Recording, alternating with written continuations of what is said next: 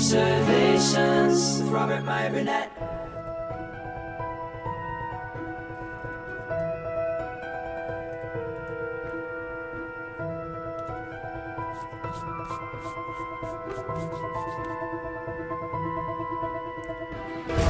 Well, greetings, imagination connoisseurs. Once again, it is I, your Duke of Dope Discourse, your master of fun and wonder, your viceroy of verisimilitude, your sommelier of sci-fi and cinema, your evangelist of the imagination, and, of course, your existential Mr. Rogers, Robert Meyer Burnett. And I'm, of course,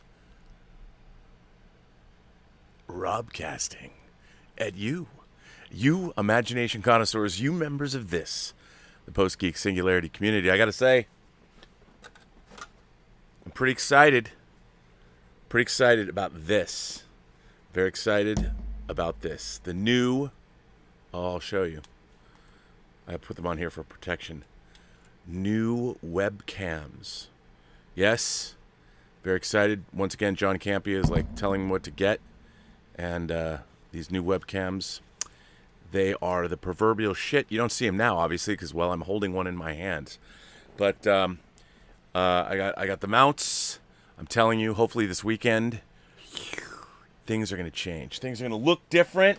It's going to be all lit up in this mug. There's going to be like, it's going to look neon-y. Probably, it'll still look like a 14-year-old girl's bedroom. But you know what? It'll be my 14-year-old girl's bedroom set. Things are changing, upgrades.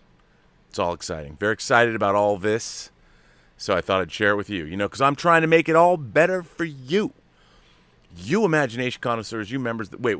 Remember, this is Robservations episode number 728. The show about something. Just going to jump right into it. So, my friend Adrian Iscaria, producer of the Hitman movies, and he's probably going to be producing the Johnny Quest movie if it gets made. I've read a number of Johnny Quest scripts over the years. Pretty good. Love to see a Johnny Quest film get made. My only request would, if you don't use the original theme song, come on, brah. Anyway, so Adrian was tweeting out that he is actually a real lawyer. He's not like other lawyers I know that say they're lawyers but really aren't. So if you're not a practicing lawyer and you went to law school but you never practiced law, you're not a lawyer. You got a law degree, but you're not a lawyer. Adrian's a lawyer. So he expressed his discontent that a lot of people were talking about the Scarlett Johansson lawsuit. Well, I am not a lawyer. All I did was share the information and read the complaint and tried to offer my, I would say, my man on the street commentary. Now, here's the thing about the Scarlett Johansson lawsuit.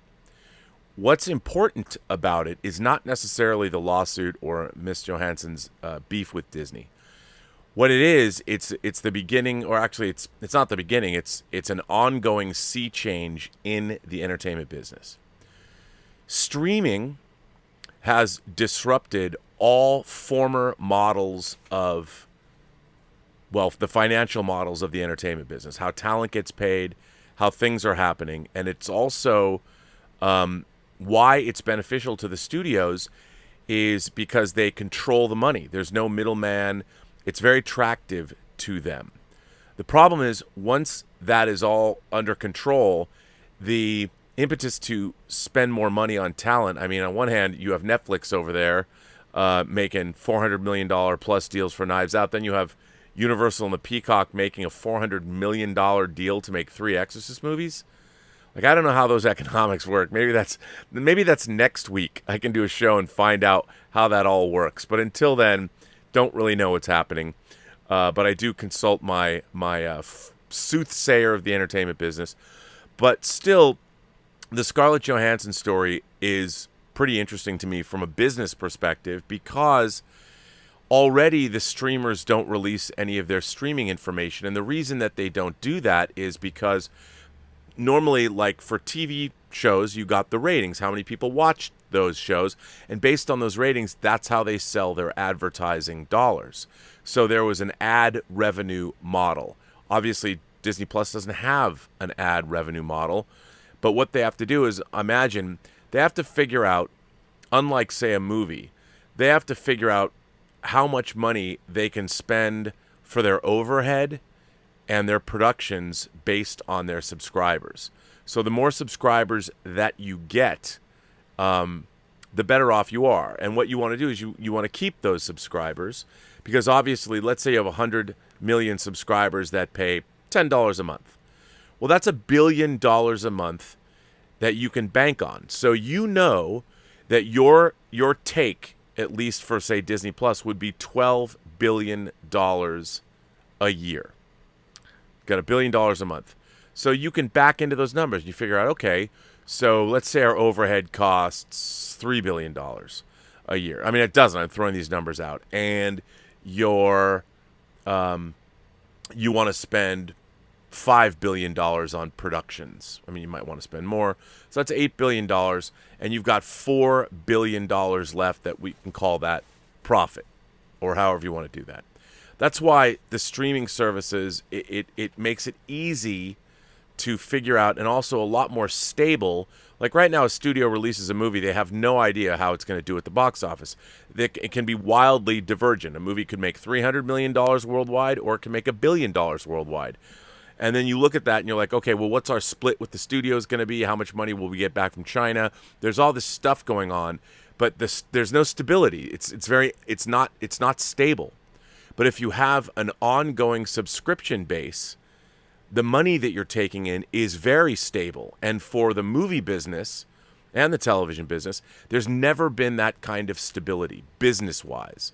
That's why subscribers are so important to these companies, because an entertainment company can stabilize its stock price, and they can show how growth works, and it's much simpler, and there's a lot less risk involved. That's why what we're seeing, moving these films over to the Disney Plus model and going streaming, whether it's Peacock or Paramount Plus, it's all very good for the companies that own the streaming services. Especially Disney owns Disney Plus; it's part of their own company. Peacock is Universal. Paramount Plus is Paramount. Sony isn't going to have a streaming service, and then Netflix is its own thing. So that's why the stability of the entertainment business, which the entertainment business has never had, in my estimation, is something that makes the streaming model something very desirable, at least from a corporate standpoint. Now, the difference here is that before, directors, producers, actors, like if you had a very successful television show, like say a Friends or an ER, something that became a phenom, a worldwide phenomenon, you could stand to get very, very wealthy because of licensing fees and things like that. Well, with a streamer, they're never going to have that. You're never going to have an ER that runs 15 years that becomes a giant phenomenon around the world where you're going to get salary bumps and you're going to make a lot of money from it. I'll give you an example. A friend of mine is a director. I can't say what show because you could figure out who it is. But a show that ended up becoming a fairly, very successful show, actually worldwide. And that person, because they directed the pilot of that show, becomes an executive producer on that show for the run of the series. Well, it became wildly successful. And my friend made tens of millions of dollars off of that show, even though they were pretty much involved only in the first season. Their production company was working on it, but this person personally was really only directly involved as somebody working on the show directly during the first season. But because he got his name on there, then the show became a hit, got sold around the world, it's still in syndication today. He made tens of millions of dollars. That will never happen in the streaming world unless you make a deal like Rian Johnson did for a Knives Out sequel. That's not going to happen to other people, though. So the way money works in the entertainment business is in the middle of a massive sea change. And maybe Black Widow or the movies that were already in production, we are going through a sea change in the business. And the Scarlett Johansson lawsuit is part of that change. And it's part of how Hollywood, the way they do business, is changing. And I find it fascinating. So I think what we're seeing here is, especially if anybody dreams of working in the entertainment business, know the kind of business that you're going to get into. You know, you're not going to be Aaron Spelling. And the way Aaron Spelling got paid when he was at the top of his game producing shows in the 60s, 70s, 80s. And he was the biggest television producer probably in the history of TV production. But that world is different. It's changing. So that's why I'm fascinated by the whole Scarlett Johansson lawsuit. And also, I've been involved in entertainment lawsuits before that weren't big budget, major. I was involved in a major studio. Well, actually, it wasn't with the studio, but it was about a studio movie, and it was a very long, ongoing process that was a part of my life for 6 years, and it wasn't fun. It wasn't pretty, and it cost more money than you could possibly imagine. And it's and even I know you can imagine quite a bit, but it was bad. Nobody won. It was an awful experience. I wouldn't wish on my worst enemy, to be honest. So anyway, after I covered this story extensively yesterday, there's been some updates. I covered the updates last night on Midnight Metal, which will be the last Midnight Metal for a while. But man, Jeremiah, who a lot of people have come to know and respect, Jeremiah says he's going to carry on with Midnight Metal 2.0, and maybe, he might be doing it on his own channel, or I said he should do it on this channel. But today, Black Widow, the Black Widow lawsuit had a new wrinkle. Brian Lord, who is at the top of CAA, Brian Lord has been at CAA and has been an agent in this business for the better part, I think, 3 decades, and maybe even longer. Struck out at Disney. And of course, CAA is the top talent agency. I know someone's going to say, well, what about William Morris, whatever. Let's just say CAA has been at the top of the pyramid of Hollywood for a long time, and he struck out at Disney today. CAA co-chairman and Scarlett Johansson's agent, Brian Lord, issued a statement Friday. Oh, this, by the way, this was in Deadline. Once again, Anthony D'Alessandro reported this at 9 a.m. In response to Disney's harsh slam against the Black Widow actress in her breach of contract lawsuit versus the Burbank studio. On Thursday, Disney shamed the 2-time Oscar nominee by saying her lawsuit showed callous disregard for the pandemic, the latter of which has been the studio's excuse for taking Black Widow day and date in theaters and on Disney Plus for premieres. Disney also outed her $20 million salary for the film, which it claims that, coupled with Disney Plus monies of the MCU title, significantly enhanced her ability to earn additional compensation. Here is what Brian Lord said. By the way, I'm schwitzing because it's hot as fuck in here. Below is Lord's statement. I want to address the Walt Disney Company's statement that was issued in response to the lawsuit filed against them yesterday by our client, Scarlett Johansson. They have shamelessly and falsely accused Ms. Johansson of being insensitive to the global COVID pandemic in an attempt to make her appear to be someone they and I know she isn't. First of all, the global pandemic has nothing to do at all with her lawsuit. Her lawsuit is a contractual dispute that Disney did not live up to their end of the contract that she signed, the contract that she signed. Has nothing to do with COVID. Certainly COVID changed the game, so Disney changed things up without compensating Scarlett Johansson, even though her people and her agents and her representation tried to alleviate this before it happened. Scarlett has been a Disney partner in 9 movies, which have earned Disney and its shareholders billions. The company included her salary in the press statement in an attempt to weaponize her success as an artist and a businesswoman, as if that were something she should be ashamed of. Scarlett is extremely proud of the work that she and all the actors, writers, directors, producers, and the Marvel creative team have been a part of for well over a decade. This suit was filed as a result of Disney's decision to knowingly violate Scarlett's contract. They have very deliberately moved the revenue stream and profits to the Disney Plus side of the company, leaving artistic and financial partners out of their new equation. That's it, pure and simple. Disney's direct attack on her character and all else they implied is beneath the company that many of us in the creative community have worked with successfully for decades.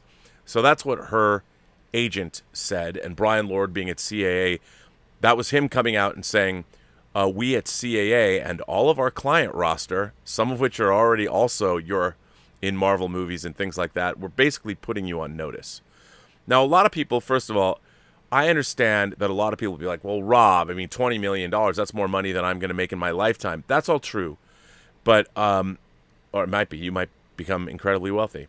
Please hire me if you are, and pay me well. So if that, but put that aside. Put the money she's making and how successful she is isn't the point. The point is you don't get what you deserve. You get what you negotiate. Period. It doesn't matter unless it's in your closet, a global pandemic, which by the way is going to probably wind up in people's contracts. It doesn't matter. What matters is when she signed her contract back in 2017, what was she signing? What was the expectations? Acting on reliance. There's a lot of legal terminology. I, as Adrian Iscaria would point out, am not a lawyer. So I am not here to make legal prognostications about whether she's going to win or not. I think she's in the right. I think that what she did was absolutely correct because Disney Plus did not exist when she signed those contracts. So if Black Widow got to $500 million, there was probably something in her contract that said upon the film reaching global box office, gross global box office of $500 million, she would receive a box office bump, a payment. That payment might have been $5 million. It might have been $10 million. It might have been $200,000. I don't know what the payment was, but there would be a payment. And if the movie made $1 billion, she would get another payment. This is built into her contract. By the way, this is industry standard, especially if you're top lining a movie, if you are directing a film, you have, especially if you're a known director, you get box office bumps. That's part of what your negotiation is, and that's part of what your contract is, and that's, of course, how you can get a lot of money by doing a good job. Now, keep in mind, on the planet Earth, especially in the United States and Hollywood movies, we're talking about the list of people that get these kinds of perks is not very long. You could probably count the list, on 50, 100 people. I don't know, but it's not in these 7 billion people on this planet. It's maybe 100 people that get these kind of deals, maybe. And if you think about it, how many of the movies that you're ever in, Scarlett Johansson's movies, if you look at her films, I mean, Under the Skin, great movie, love that. Not exactly a box office success. Ghost World, Jojo Rabbit, great movie, made less than $100 million.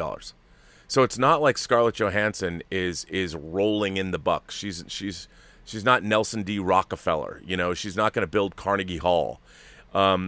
She's an actress, and when you have the Marvel Cinematic Universe, which she spent 10 years in, and also she was a voice in Jungle Book. She's worked for Disney, so she has a long ongoing relationship with them. But the thing is, if she has a contract that says she gets a box office bump, and they don't allow the film to exist, because remember when she signed the contract, the Black Widow should have been in theaters between 90 and 120 days. That's a long time to earn out. That's a long time. And with the Marvel movies, when she signed that deal, Marvel was not nearly as successful as it is now. But if you go back and you look at origin movies like Captain Marvel, like Doctor Strange, you're looking at $700 million to over $1 billion. So it's a pretty good bet that she could have expected that kind of money. Not out of the realm of possibility. That's just kind of where the Marvel movies are at. So anyway, that said, the Hollywood Reporter published a really interesting article in their business news section today that I thought was really interesting. Eric Gardner wrote this. He does cover legal and business matters for the Hollywood Reporter. He published this morning at 8:07, and I wanted to share this with you because, and in the sharing, we grow stronger, very Cybok-like. Watch, Adrian's going to go, Star Trek 5 is better than Star Trek the Motion Picture, and I'll be like, Rrr. Anyway, so I know that's a weird in-joke if he's listening to this show, which he probably isn't because he didn't want to hear any more about the legal case from people that don't know anything about law. But hey, Adrian, if you're listening, I'm thinking about you, buddy. So here's the article that came out. Scarlett Johansson's Black Widow lawsuit is game-changing, but maybe legally weak. The rollout of a big lawsuit in Hollywood doesn't always speak to its chances of success. But then again, this is a town that obsesses over public image, and there are absolutely times when something can be read by how litigation is groomed and then marketed. By the way, this litigation, what Disney said, and I dealt with this on the Midnighter last night, the fact that Disney outed her salary, tried to blame COVID, it was a really terrible, terrible announcement they made, and Disney shareholders should be embarrassed. Anyway, There are absolutely times when something can be read by how litigation is groomed and then marketed. The bold, sure to be influential, but perhaps legally dubious case filed by Scarlett Johansson on Thursday belongs in this category.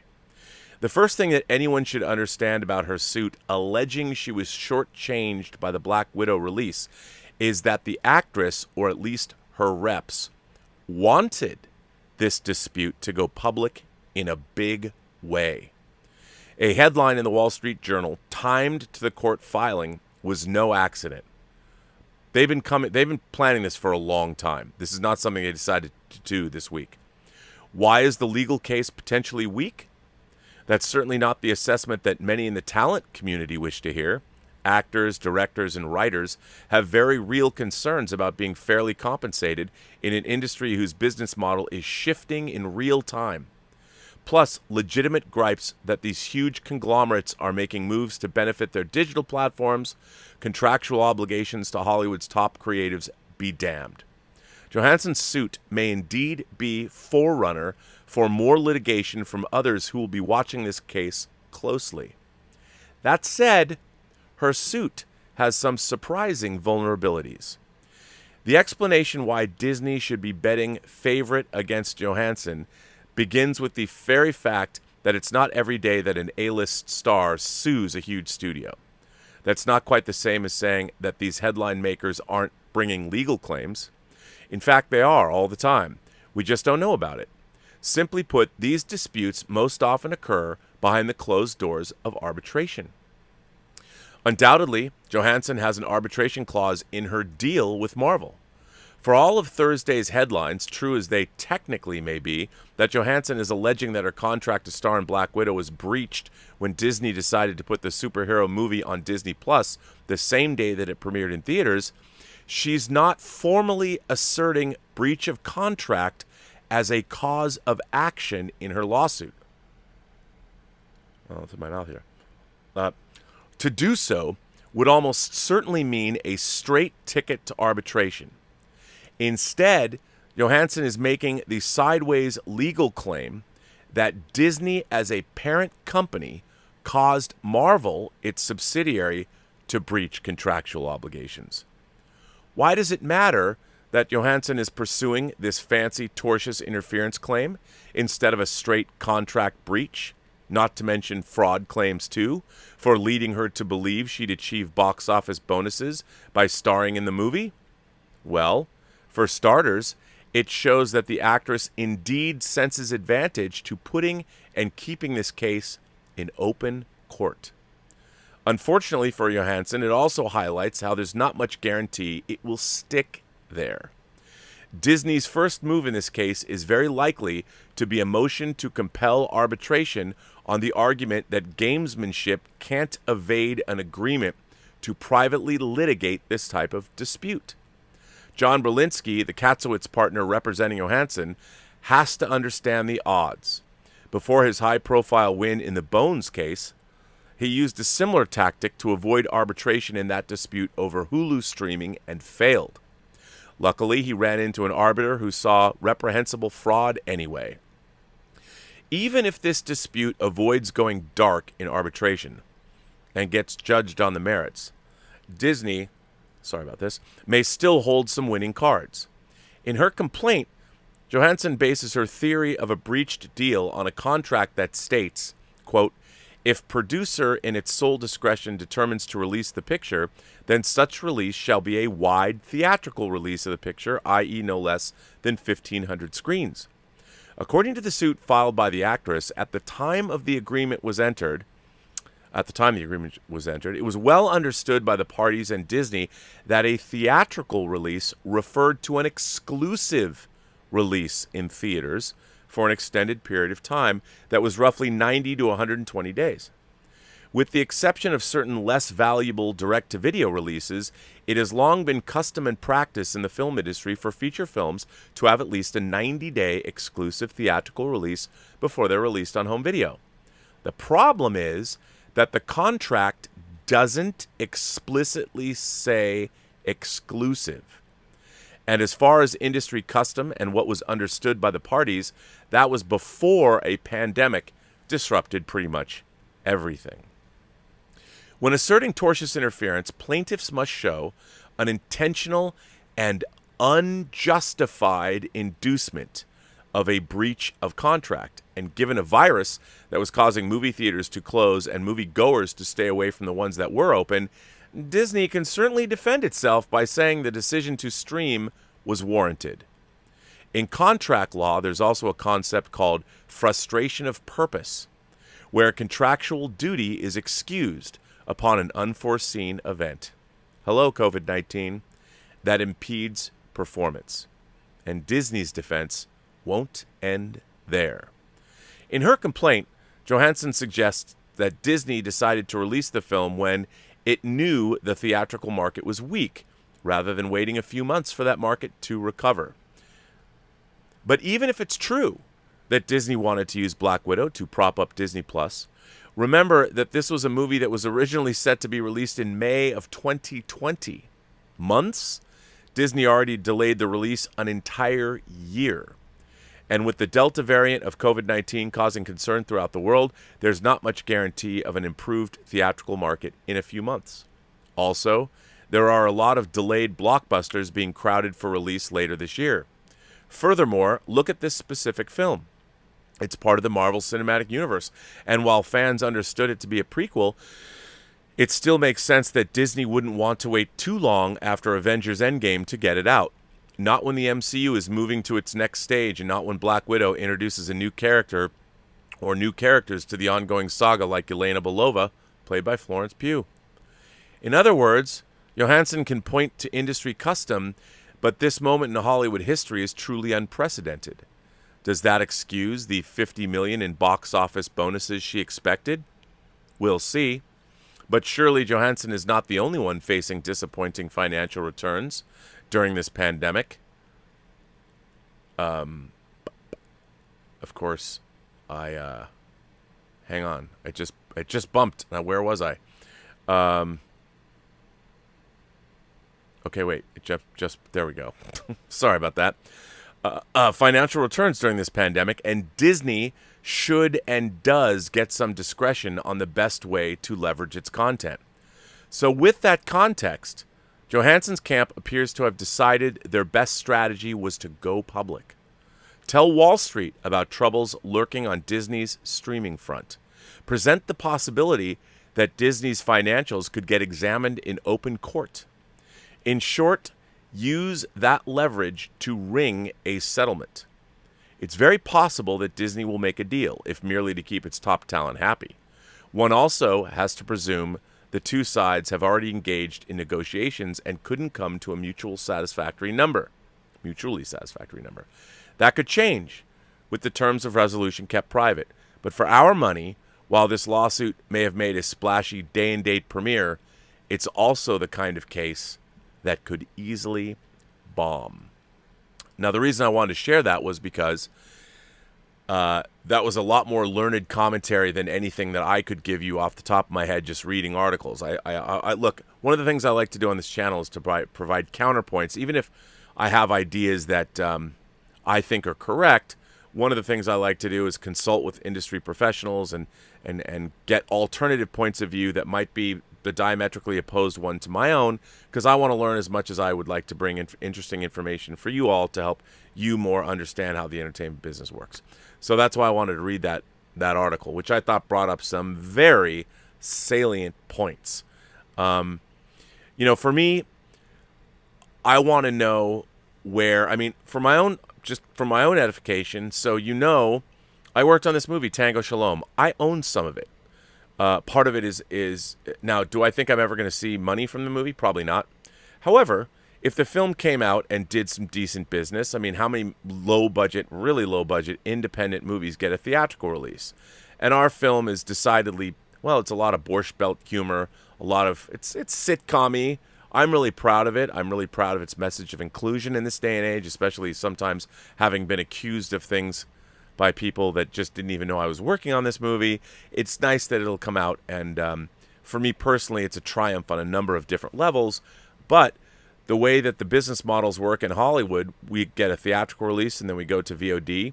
video on demand, so people have to pay for it. And then sometime, hopefully, we'll be on a streaming service, which is very, very premature, too early to talk about.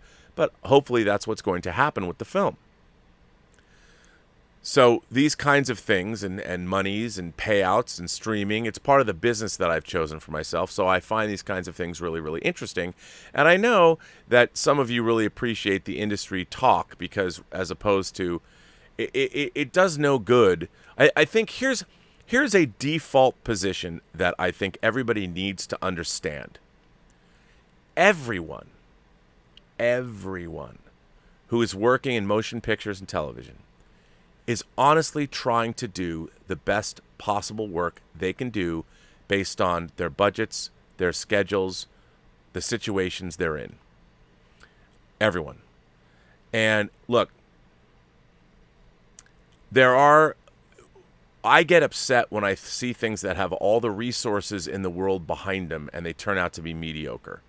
Especially when you have 100 years of Hollywood history and storytelling. And I think that now, I don't think somebody said to me the other day, you're just mad because you don't produce Star Trek yourself. And I'm like, I always try and explain to people, I'm not qualified to produce Star Trek. I've never produced a TV show before. I've produced low-budget indie movies. I've directed a low-budget indie movie. I've directed a few episodes of an HBO Cinemax series that we shot over 3 days an episode. I know a lot about production. But if somebody asked me to actually produce a Star Trek show, I think I would be good in the writer's room, but I'm not a WGA writer. So I couldn't be in the writer's room, really, unless I was some kind of a consulting producer, an executive producer or something, where the writers would come to me.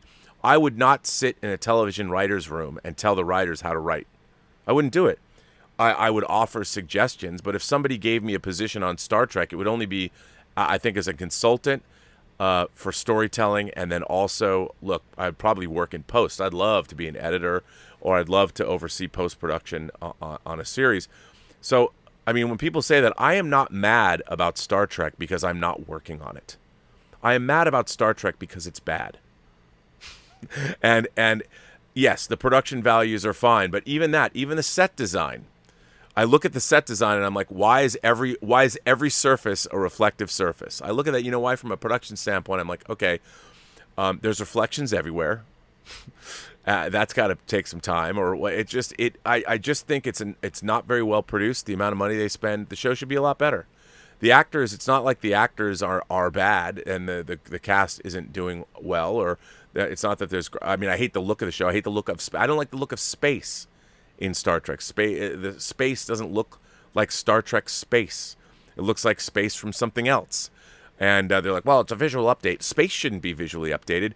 Star Wars. If you're in space in Star Wars, the space looks the same as it looked in 1977 because the galaxy far, far away is eternal. I frickin' hate the way that space looks. Isn't this a weird thing to say? But I think my Star Trek fans out there are like, you're right, man. The space in Star Wars, the way the stars look in the distance, the way hyperspace looks. I mean, and admittedly, they've changed the look of hyperspace in Star Trek through the movies and the TV shows, but I mean, Star Wars still looks like Star Wars. They've been making Star Wars for 44 years. It looks the same. The ships look the same. The interiors they look like the same universe. I look at what they're giving us in modern Star Trek. I'm like, who's designing this shit? I hate it so much. But anyway, I just want to get that off my chest. I know I can't help it. I can't help myself. I go down into these rabbit holes. But so the whole thing is, though, I certainly don't dislike things because I'm jealous of them. Even people who work on Star Trek. That said, everybody that's working on Star Trek, I'll say it, they're trying to do the best work they can under the constraints that they've been given, the budgets they've been given, everybody throwing in their 2 cents. The problem with the modern Star Trek shows is there has not been single voices. There has not been somebody at the top that has defined what the show is. It changes all the time. And, when Patrick Stewart, they get him for Picard, he's like, well, I want this to happen. And it's like, okay, but I get it. You're an actor. I understand where you're coming from, but, we're coming up with a storyline. It's just, anyway. Even the people trying to make Star Trek are trying to make the best show they can. And I think that that's something, whether it's He-Man, Kevin Smith and his collaborators are trying to make the best He-Man show they possibly can. No one is out there trying to ruin anyone's childhood. Everyone's trying now I do think it is possible that people are approaching the material in a wrong-headed way, even though they think it's correct. That's why you need strong producers and strong showrunners to define what it is you're making. Anyway, that said, see, it's I say that the people that are making Star Trek right now are trying to make the best Star Trek they can. The problem is they're not. For various reasons, but I don't want to make it all about that. I mean, you know what? You know me. I'll figure out, and it doesn't matter what I'm talking about. I'll figure out a way to turn it into Star Trek. But you know what? I got a great letter. It's a lengthy letter. Its size does matter, and you know who it comes from? I'll tell you. It comes from the lovely Emma Bannon, all the way from the UK. Who, by the way, saw Suicide Squad today. I don't know what she thought of it. I don't know if she's here in the chat or not. Maybe she's probably got a drink in her hand. I could see her in the live chat now, unless she's out in Soho partying somewhere. I don't know. But I do know she wrote this letter. Hi, Rob. Can we talk? Yes, Emma, we can. The thing is, whilst we all can here, elsewhere, I'm not sure if we can anymore. The world and social media, and I make that distinction because I don't believe that it is a case of a skewed vision of the world caused by social media, has, I think, become a more hateful place in the last 5 years. Now, yes, I know what you're going to say, that we're all in a pretty good place at the moment, and yes, of course, compared to what societal pressure there was, say, 70 years ago, yes, we have progressed. And yes, of course, 2 steps forward and 1 step back is still 1 step forward, or a line dancing move. Choose whichever you prefer. However, this new resurgence of anger and hate feels different to me. It isn't about people disagreeing. As I said on the PGS Facebook group a while ago, just because someone disagrees with you doesn't make them your enemy. Ugh, truer words were never spoken. I've always believed that. Indeed, in the days of fan-based Star Trek conventions, are they still a thing? Yes, they are. There's one next month. One of the best things that used to happen were the heated discussions about aspects of the show, or moral questions an episode brought up, or how long it took you to fall asleep to the Deep Space Nine theme tune. By the way, the answer is 2.3 seconds. Oh. Dun, dun, dun, dun, dun, dun, dun, dun. You're all asleep. I'm all for hearing another point of view and broadening my mind and worldview. This time, in the immortal words of the Funboy 3, wow, look at that. It ain't what you say, it's the way that you say it. People are entitled to believe whatever they want to believe. Part of living in what is ostensibly a democratic society, although that could be a whole other conversation, is that you get to hear a variety of views about all sorts of things. Funnily enough, not everything you hear is going to be something that you necessarily agree with. Indeed, I actually think that that's a healthy thing. If you only surround yourself with the people who agree with you or share your views on politics or films or whether I'm bloody hilarious, well, let's be honest, you're not going to find anyone who disagrees with that. Wink, wink. Then your whole view of the world and what people experience is going to be completely lopsided. I think this is something that happens to many, if not most, politicians. They get so wound up in their party's politics or in the need to say the right thing to progress their career that they lose touch with what is actually happening and thus lose empathy with the public. So I've prattled on about what I perceive as a problem facing us nowadays, but how does this relate to movies, films, music, and games? It's pretty obvious, really. So many discussions I see have descended into bullying or glorified name-calling. People are told they're dumb if they like a show, or, and I've seen this a lot, simply told to fuck off. This is about movies. Movies. I mean, they're meant to be fun or moving or ignite discussion, aren't they? To give you an example, I recently posted on a StarTrek.com post that I thought Discovery was a terrible show, and I gave reasons for that. That's why I love you, Emma. Poor writing and a reliance of cool moments and visuals over interesting characters or a coherent plot. The abuse I got back. There was the usual laughing emojis, told to make a video lying about it and then profit from it, told to stop trolling, told to shut up, to fuck off by several people, asked if I'd ever watched Star Trek, and the best ones called woke and a snowflake, and so on and so on. Now, this proves to me a couple of things. One, don't comment on posts like this again. And two, people are idiots, using phrases like woke and snowflake as if these words in themselves are an argument or make a point. There's no thought behind spouting this nonsense, no true argument or want of a discussion. There is only the anger and the hate, the need to squash anyone who says something that you don't like to hear. Too many YouTube channels throw out these phrases or words in place of a coherent argument as if that's all they need to do. I've said this before, but as a child, I was bullied more or less nonstop by my two brothers, and my father's infrequent attempts at parenting were to either shout at me or smack me, although to be perfectly fair, for the most part, he was largely absent, something which didn't actually bother me at all. Still, this meant that the cinema was somewhere I would literally go to escape. Hey, look, I used the word literally correctly, both physically and emotionally. Nowadays, it's become important in helping me cope with anxiety or panic attacks, so it's important to me, really important, much like toilet paper fresh from the fridge the morning after you've had a really hot curry. You know, you Brits and your curry, man. Part of the fun about movies or games or TV shows is talking about them to others, hearing their opinions. This has become increasingly difficult as the world has become more hostile. So, why has this happened? What's changed? I'm not entirely sure, to be honest, but I do think that social media, ironically the very thing that makes communicating with people who share my interests all that much easier, has played a big part. Most notably Facebook, Twitter, and YouTube. All three platforms, but I think especially Twitter and YouTube, seem to have a large contingent of people who are angry. Really angry. And it can be about anything. Indeed, part of these platforms' success depends on people using them to interact. So, although there are exceptions, of course, most of the hate, especially on Twitter, is allowed to fester and grow. One example I saw recently was Black Widow being called woke by someone because the female lead defeated the male villain. YouTube particularly has channel owners deliberately clickbaiting and using, shall we say, provocative titles to be cause for them hate equal clicks and clicks equals whatever kind of success they seem to want. They see nothing wrong with encouraging bigotry as it gets them what they want. And as for Twitter, well, it's like a Mad Max movie. I now think twice before posting on Twitter or Facebook, or even contributing on YouTube. I know, you wouldn't think that with the amount of quality posts I come out with, but it's true. Because I don't want to be bombarded with a load of insults and threats, and in the past, that is exactly what has happened.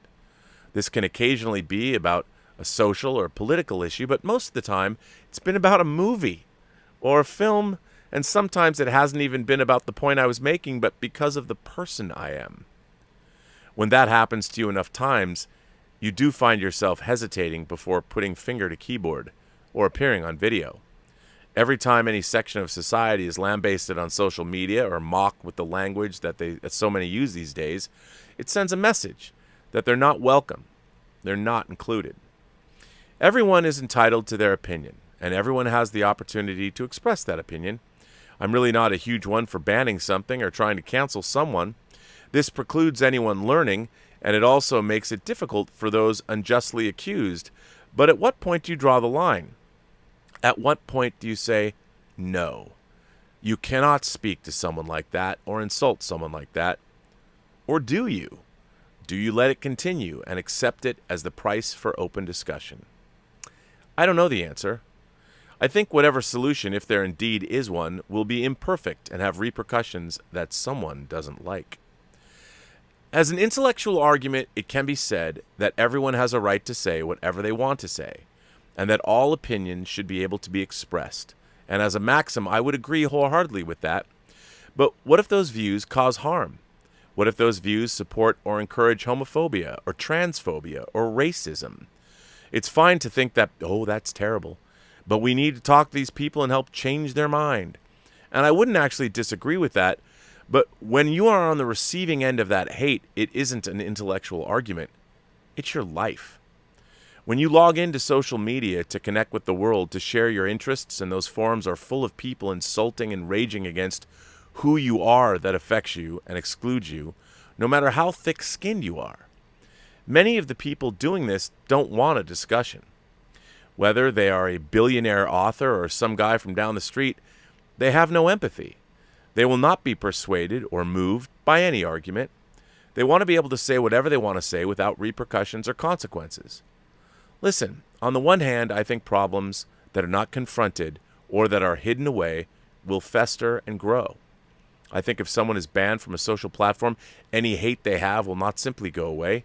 In fact, in some ways, I think it may well make them a martyr in their own mind. That's not how you combat it. Remember the last people to burn books? Not a fan.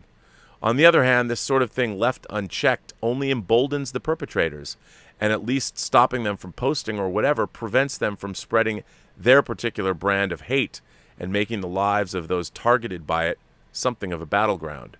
If there are no consequences for what they do, they will simply continue to do it. I don't know the solution, Rob. I don't know that there is one. Maybe that's the sad truth of all of this. That society has simply moved into an area where people are allowed to hate and allowed to act on their hate and anger. And that someone that is more important as some kind of nebulous intellectual argument than the feelings and lives of the people that affects. If there is a light amongst all this darkness, it is the Post-Geek singularity and the Burnettwork. I really mean that. You and the other contributors continually challenge and entertain and foster an environment where all are truly welcome and all views are truly heard. Although, yes, there are occasional moments. Your moderators are so good at what they do, and I think everyone, you, the moderators, your fellow presenters, the letter writers, etc., can all be proud that this is somewhere that all are welcomed, that can all contribute, and that can send me money to Emma Bannon for my terrible puns. Seriously, though, Rob, it is a genuine joy to know know you. It is a genuine joy to know you and the real friends I've made and the others here, even if the rest of the world can be a hateful place. See, Emma Bannon is lovely on the inside as well as the outside. So there you go. What a fantastic letter, Emma. I really appreciate how much time you put into that. I'm sure you didn't toss it off like one of your many jokes. So anyway, thank you so much for that. And listen, I think that I think the real problem here is there is a fundamental lack of respect. You ask about the problem. I don't think it's so much as hate. I think hate is a result of the lack of respect we have for other people.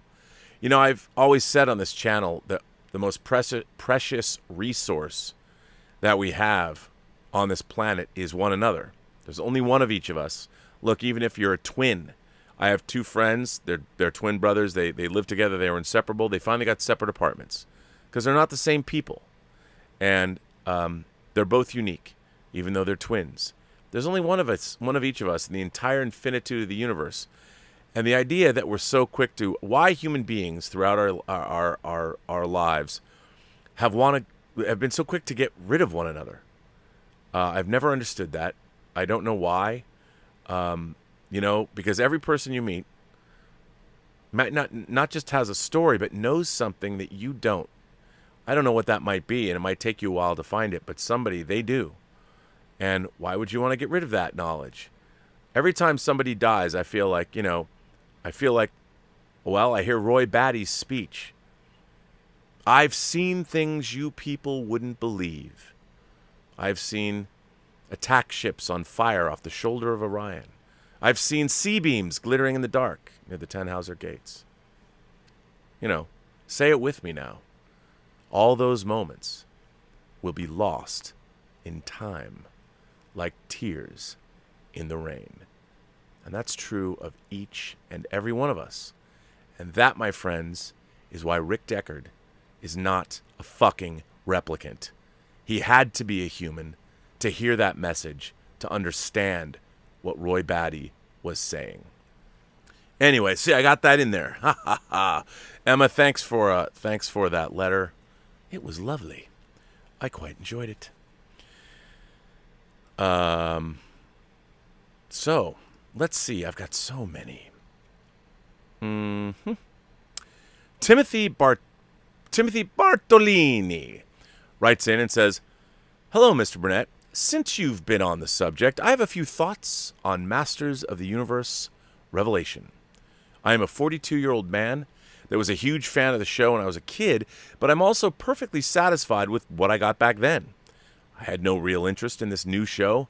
Hollywood poorly rehashes stuff from my childhood all the time, so I find it all pretty easy to ignore. And then the internet fanboys lost their minds. So yeah, I got curious about how badly the fanboys were overreaching and overreacting. I ended up being pretty surprised by how far the show went in minimizing the male characters. The Tila haircut, The Last of Us 2 lady muscles, lines about dangerous men. It felt calculated. Was triggering sensitive fanboys part of the plan? The whole thing feels like a Netflix show version of clickbait. After all, as with articles, these things are just a click away now. Does a show like this do better if it pisses people off? If you make a show called The Dark Knight and replace Batman with Batgirl in the first episode, people are going to be pissed. That's what happened here with He-Man, and I find it hard to believe the outrage was unexpected. It feels like they purposely triggered a fan base that was already going to watch, and then they sat back and waited for them to scream from the mountaintop and stir up interest in suckers like me that can't help but be curious after the shit hits the fan. I know it sounds like some wild conspiracy theory, but Netflix is all algorithm-based, and they know how to get eyes on their content. I feel like Justice League was sort of an unintentional proof of concept. Warner Brothers released a terrible film, the fans hated it, and then the non-fans got curious and watched. Then they released the Snyder Cut, and everyone wants to see how the whole dumb controversy ends. Episodes 6 through 10 are probably going to be Masters of the Universe Revelations Snyder Cut when all this is said and done. As for me, I thought the show did plenty of interesting things. Sure, I would have enjoyed a little bit more He-Man heroics before he bit the dust, but really, who cares? I'm still going to check out episodes 6 through 10 anyway, because Netflix played my ass. Well, Timothy, a good letter. Listen, again, I don't think it's in anyone's... I don't think anyone sets out to tweak the fans. I mean, look, He-Man has had different iterations. People really like the 2002 show or whatever. There's been a lot of iterations of He-Man in the last 28 years. Actually, 38 years. 28 years. 38 years. And He-Man's been around for a long time.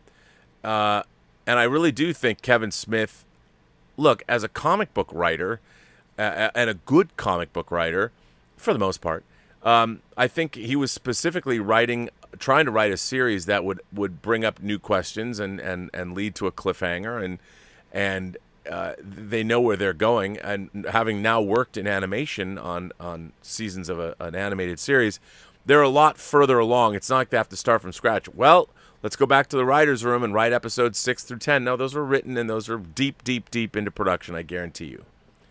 But they probably knew that they were tweaking the fans. But also, it's an experience. I mean, look, I think, like Emma Bannon pointed out, I think there's a lot of people whose now default position is to be angry at things, to get mad at things. And when we have reboots of something like He-Man, and you have their creators saying, we're going to go back to the way it used to be, we're going to bring back the He-Man you always knew and loved. I mean, for me, I look at that and go, I never loved He-Man, other than buying the first 8 figures. I didn't watch the show. You know, it was kid stuff. I was 15 or whatever when it debuted in '83. I didn't. Or 16. I did. What am I going to do? What am I going to do with He-Man? So I had no dog in that hunt. And I think the idea, it's not like, and I'm sorry, I put a value judgment on He-Man. I do not think, I'll flat out say this, in my own mind, this is only for me. I actually have a hierarchy of how I value things in my mind. He-Man is not one of the things in terms of the genre that I would value. Not because it's animated, but because, and yes, there's a lot of people that did great creative work on He-Man, but the conception of the series was such to sell toys. Now, that doesn't mean within the confines of that creativity, that box you're given for a half-an-hour animated show that's designed to tell toys, that doesn't mean, or sell toys, that doesn't mean you can't tell a good story. But I would not say that a half an hour of He-Man is worth a fraction of what a half an hour of The Twilight Zone is worth. So in my mind, I do. Call me a snob. Call me a judgmental asshole. And if you love He-Man, that's fine with me. But if I'm going to be the arbiter of what wins in terms of I get to pick 100 pieces of entertainment that I'm going to preserve for the rest of time before Earth is destroyed, I'm going to give 10 or 100 pieces of entertainment that best exemplify the human race and our endeavors and what we struggled for. He-Man would not, I wouldn't even consider it for a moment because I'm a snob. And I think the outrage over He-Man, and there was a lot of it, I think, and a lot of it was thrown my way. I had a lot of outrage thrown in my direction, and I understand that.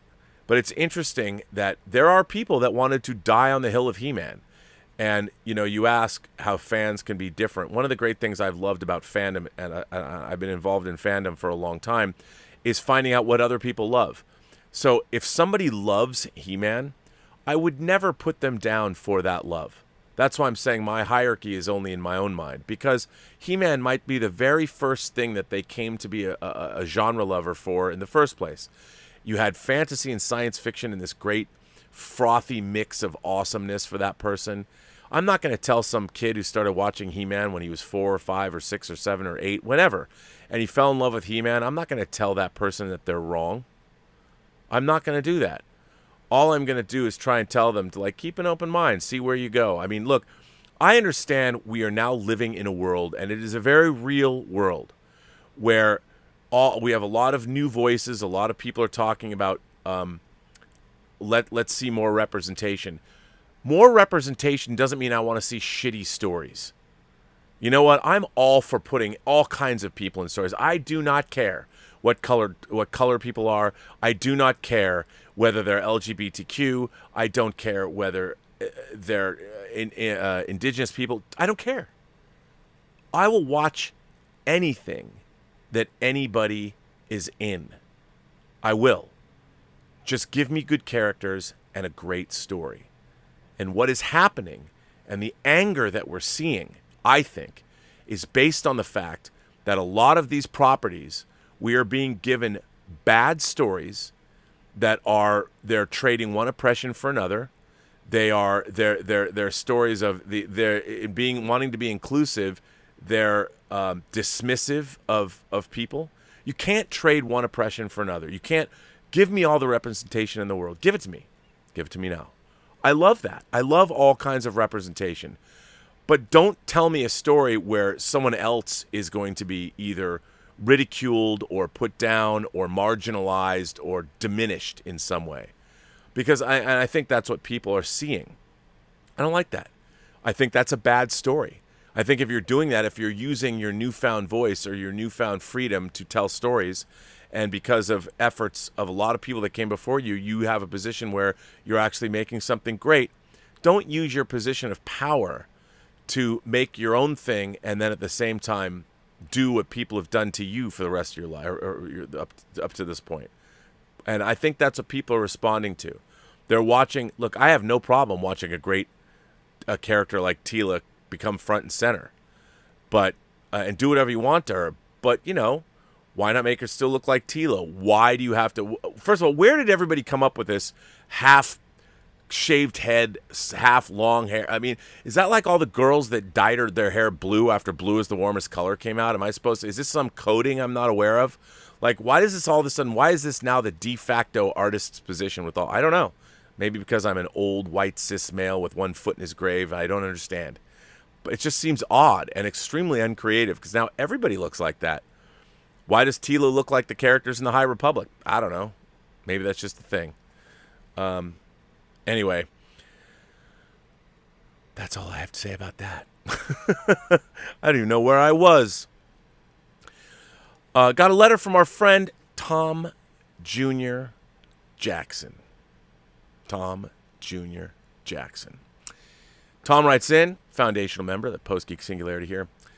Hey, Rob. So I'm writing to you on a subject that is not He-Man or Star Trek. Sorry, folks. Today, I wanted to write in and tell you and the Post-Geek Singularity a little bit about me. I mean, we all know about you, Rob. You and your many adventures in the high-stakes world of international espionage. Movie making. But what do you really know about me? Or many of the other PGS members? Well, not much. Well, there is a story, and I will tell you mine. So join me, shall you, I shall, and so shall the rest of the Post-Geek Singularity. Rob, I grew up in a small town called Westerly, Rhode Island. And one of the many celebrities to come from my town is Ruth Buzzy from Laugh-In. Don't forget the Lost Saucer. Her family owns a business still to this day, Buzzy Memorials. I'll bet you don't know what they make. The latest celebrity is Taylor Swift, who has a house 10 minutes from me down by the beach. But this is not about them. You see, Rob, as a kid, I grew up watching and loving movies and television. When I was a young lad, I was a fan of a cartoon called Wait Till Your Father Gets Home. I loved Wait Till Your Father Gets, Wait Till Your Father Gets Home. I remember that shit. I loved it. I used to love it.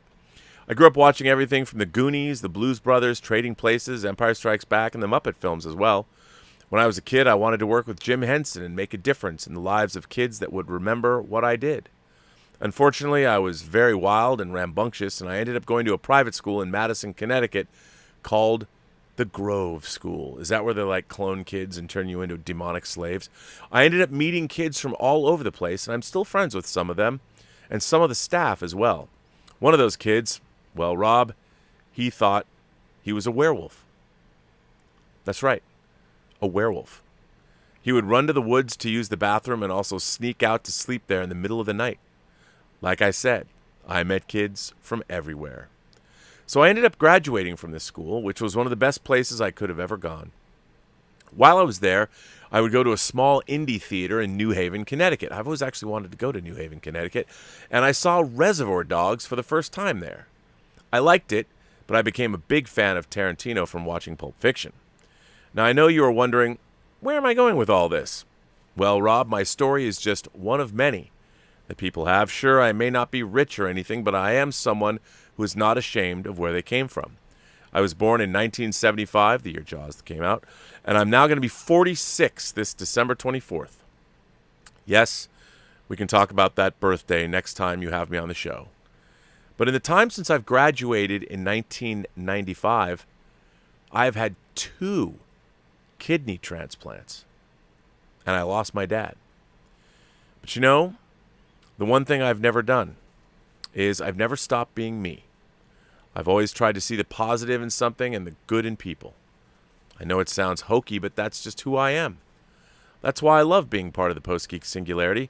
We're all different, and yet we all talk about movies and whatever else comes to mind. Heck, I've made some good friends as well. I am an imagination connoisseur because I love films and I love good conversations about them. And I think that's what makes me metal as well. Fuck yeah, it does. It fucking makes you fucking metal. I could talk all day about the Beatles, which I'm a huge fan of, and I also play piano for like an hour a day to keep my mind fresh and also because I love it.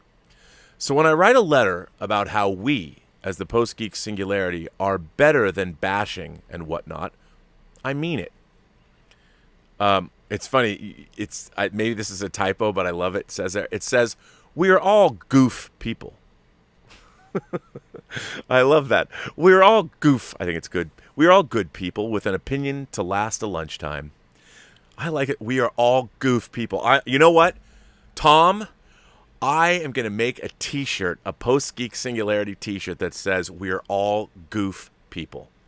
Tom Jr. Jackson. Because that, my friend, you deserve that because we are all goof people is my new favorite thing. My new favorite thing, month of July. It's it's the second to last day of the month. We are all goof people, the Post-Geek Singularity. Love it. Love it, love it. So that is me, Rob, in a condensed box. Or, as they say in Spaceballs, the short version. I don't pretend to know more than anyone or everyone, really. I'm just me, and that is all I can be. So I thank you, and I really mean it, for being a cool friend. You're not only my friend, but a friend to us all, and for that, we can never thank you for taking the time you do to put on all the shows you do. I mean, I'm amazed you've not had a meltdown on the show. Oh, wait. Nope. We won't go there, sir. Laugh out loud. Wink, wink. But I do leave with a question for you, and maybe you can help me understand it. So, Universal has the Islands of Adventure, which does have some Marvel rides and stuff, and yet Marvel is owned by Disney. How does this work? Inquiring minds want to know, sir. Okay, I'd like to know. Thanks for your time, and my best to your mom, who I hope is well as Elizabeth. The girls and the dogs. My mom says hello as well. Always asking if I've spoken to my friend Rob. Laugh out loud. Tom Jr. Jackson. P.S. Sorry for the misspelled words. Oh, no, no, no, no, no. We are all goof people, Tom. I'm going to change that. You know what? In the opening, for at least for a while, Together We Are One, nope, it's going to say we are all goof people. It's too good not to say that. So thank you, my friend, and we are friends. And say hello to your mother for me. Not like in a Mark Wahlberg kind of a way. But thank you very much. What a lovely letter, and I thank you. As for your question, I think when Universal had the Islands of Adventure, they probably had a licensing deal with Marvel before Disney bought Marvel. So I would imagine that they probably had something in there, like when Marvel was purchased by Disney, they probably said there were certain long-standing agreements that needed to be kept because somebody already built a park. That's why there's a Hogwarts thing at at Universal. It's not at Warner Brothers. It's at Universal. There's probably something going on. I don't think you'd see that happen. And maybe when the license runs out, they won't be able to have that anymore. But one never knows. But thank you. That was a very sweet letter, sir. I very much appreciate that. And you're right. I learned things about you I did not know. Really very interesting. Well, would you know it? AJ Kell. I want to say AJ Kelly. AJ Kell. Good evening, Rob, and the Post-Geek Singularity. Although it's been a while since I've sent a letter, I've been trying my damnedest to keep up with the shows when I can. Now that the world is starting to return to something that resembles normality, as a working musician, I've been zipping all over the country getting back to work. And as I've been spending a little bit of time on my native East Coast, even catching some of the Midnight Metal, my favorite segment, episodes is a little bit problematic as they do not air until 3 o'clock in the morning. However, I do feel as though I'm doing my little part to keep the punk metal going on in the world, tongue-in-cheek, but I digress. I'm just going to say it up front, this is a letter about Star Trek. While I may hesitate to call myself a Trekkie, the fact is that The Next Generation is one of my top 3 favorite TV shows of all time, maybe even my favorite. I just delved into Enterprise for the first time, though. What the fuck is with that opening theme song?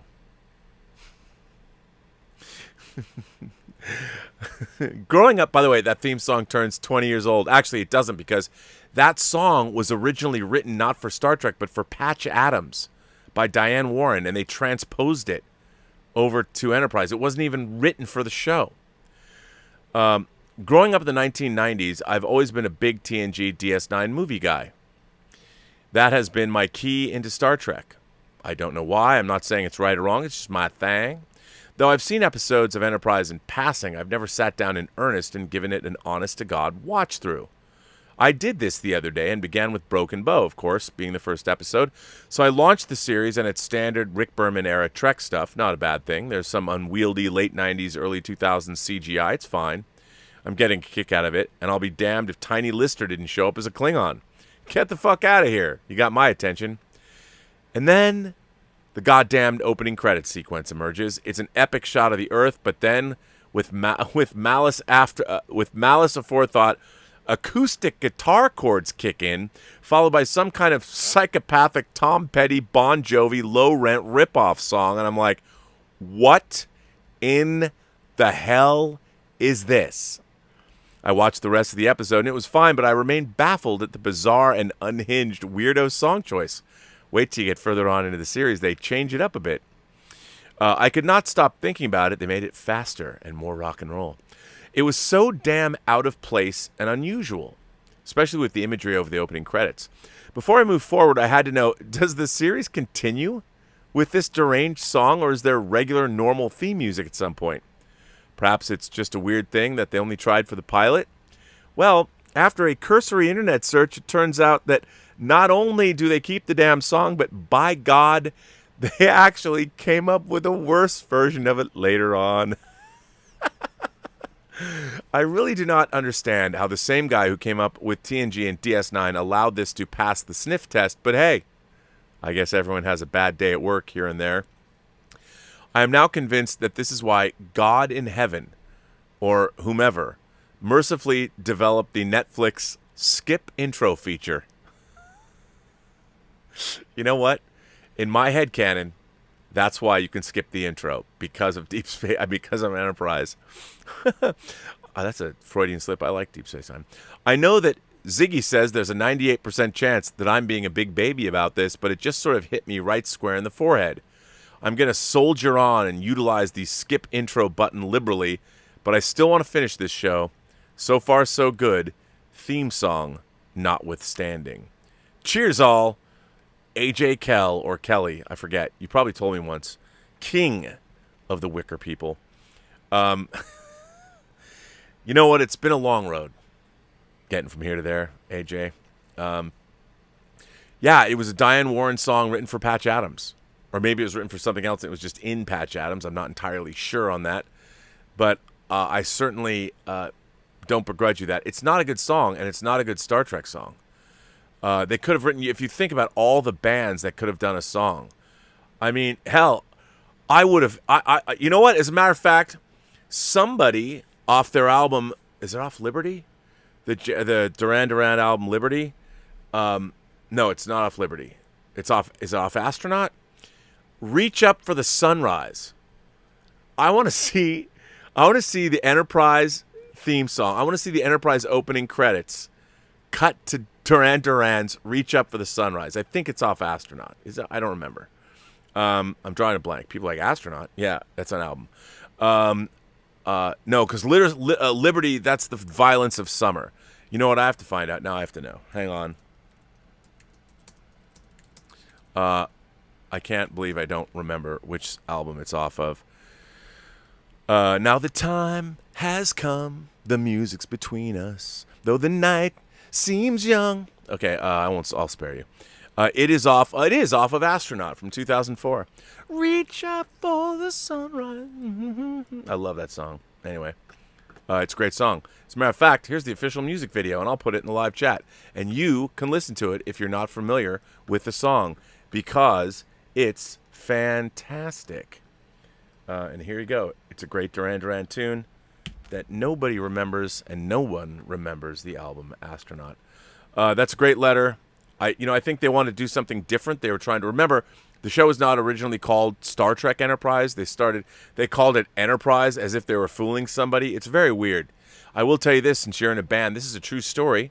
I've learned about this, and we have it in our documentaries on Enterprise. If you buy the Enterprise Blu-rays, Roger Lay and I did these documentaries, mostly Roger Lay on the Enterprise. I was on the Next Generation.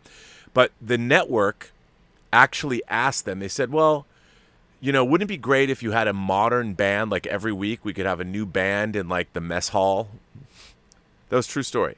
And Brandon Braga and Rick Berman are like, wait a minute. Like, they don't go back to Earth. Like, where does this band come from? It's just great stories. Ridiculous. But I think they were trying to, youth it up. Instead, they got euthanasia. How about that? That was not one of my... That was an Emma Bannon joke right there.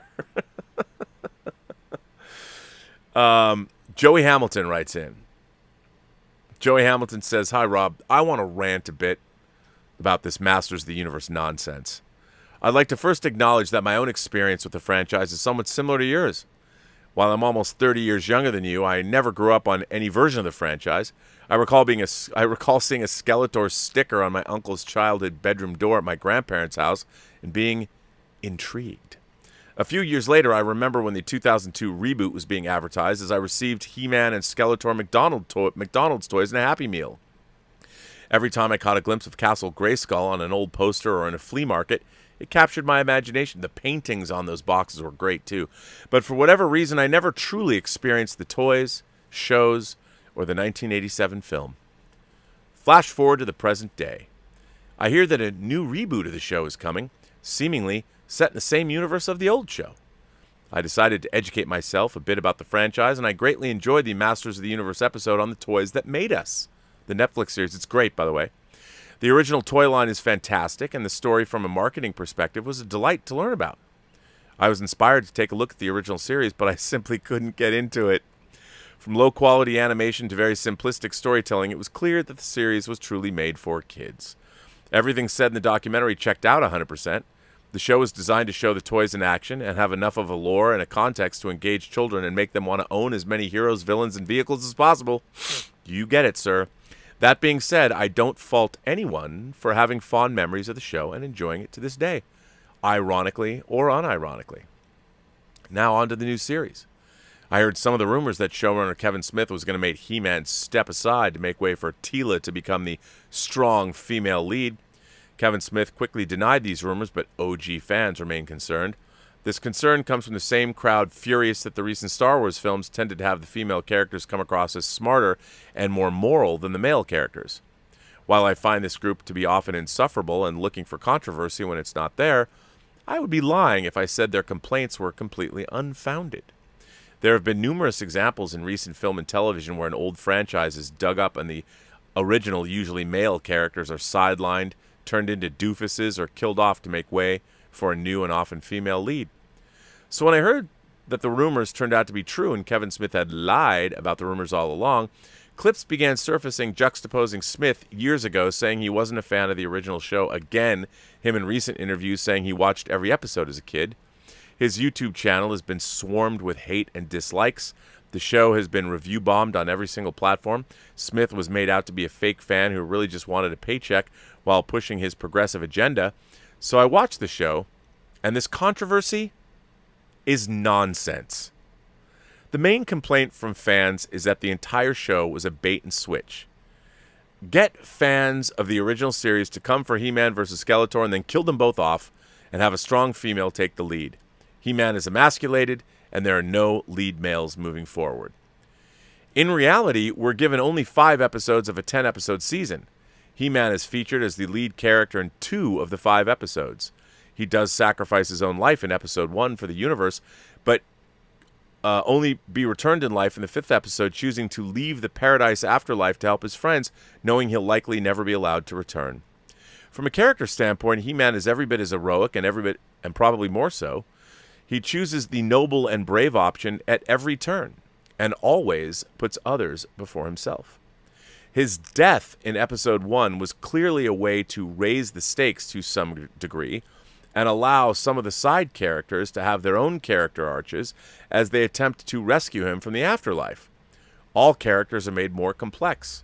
Evil Lyn is given more depth, Skeletor is more threatening and imposing than before, and Orko is made more likable. Teela is the clear weak point. She's given the main arc in He-Man's absence and is not great. Beyond the superficial complaints such as her haircut, she does come across as self-centered. Her first thought when He-Man dies, and it's revealed that he was always Prince Adam, is to berate everyone who lied to her while showing little to no respect to He-Man for laying down his life. She shows self-pity repeatedly throughout the 5 episodes. When the crew does find He-Man at peace in heaven, she attempts to guilt him into coming back with them. When He-Man tells her that he's leaving the afterlife to help Eternia, she shows zero hesitation in allowing it, knowing he is sacrificing his paradise after already dying for everyone. It is a major oversight by Smith and the writers not to recognize how self-centered and ungrateful she appears. So who's in the right? Well, I do this outrage over what is purely on screen is, I think, to do this outrage over what is purely on screen is ludicrous. I saw very little cringeworthy female empowerment and social justice agenda pushing. I hope the show addresses Teela's flaws. If it does, in the next 5 episodes, I'll withdraw my complaint to a degree. Speaking of which, there are 5 episodes left. This idea that it's Teela's show is ridiculous. We saw the beginning of the journey. After He-Man returns, the focus is made on his decision to return.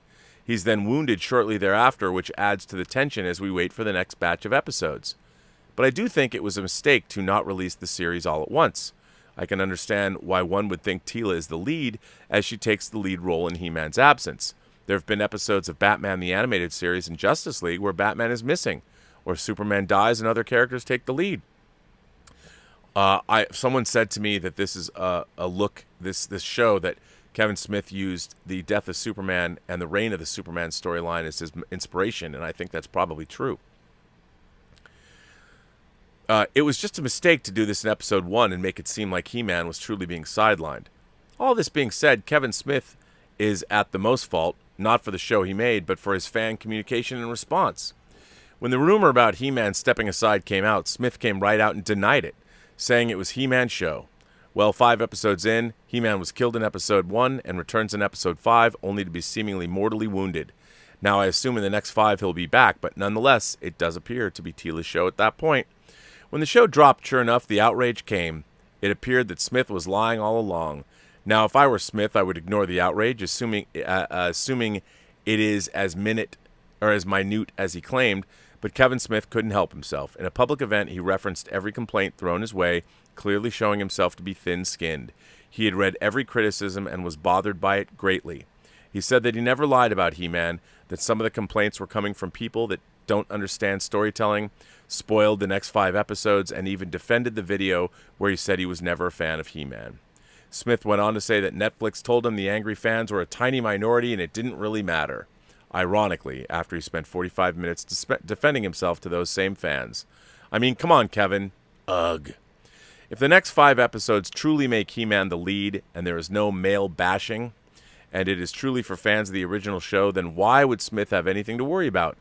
If he must respond, why not say, hey, I'm sorry if anyone didn't like the show so far. We all did our best and are proud of what we made. I do encourage everyone to keep in mind that you've only seen half the season, and if you're a He-Man fan, you won't be disappointed. Or something like that. Let the audience know that the story is just beginning. He-Man is still the lead, and try to build some excitement for the second half. I can understand the frustration of everyone dogpiling you when they've seen half the story, but he looks amateurish, childish, and insecure about the work. Anyway, sorry for the rant. I didn't expect this to be so long. Thanks for your story about babysitting the other day. That really hit home for me. Joey Hamilton. Well, Joey, what a great letter. You know, I thought your letter was nuanced and fair, and kudos to you, sir. Please write in more. You know, it's just my outrage is saved for other things, I think, like Star Trek. You know, I'm going to follow that up with another letter that would be more of my response.